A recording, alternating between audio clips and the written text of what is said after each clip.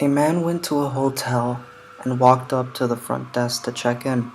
The woman at the desk gave him his key and told him that on the way to his room there was a door with no number that was locked and no one was allowed in there.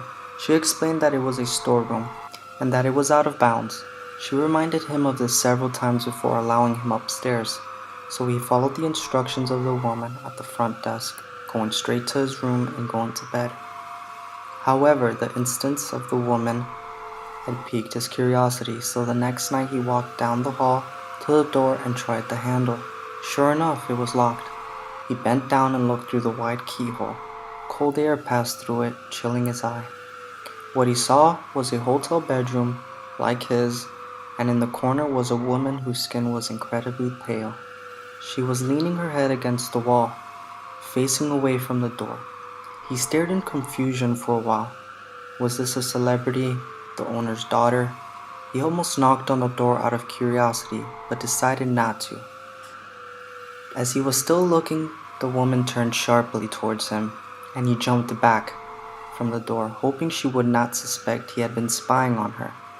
He crept away from the door and walked back to his room. The next day he returned to the door and looked through the wide keyhole. This time, all he saw was redness. He couldn't make anything out beside a distinct red color, unmoving. Perhaps the inhabitants of the room knew he was spying the night before, and he had blocked the keyhole with something red.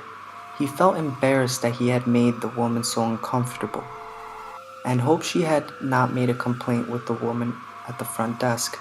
At this point he decided to consult her for more information. She sighed and said, "Did you look through the keyhole?" The man told her that he had, and she said, "Well, I might as well tell you the story of what happened in the room.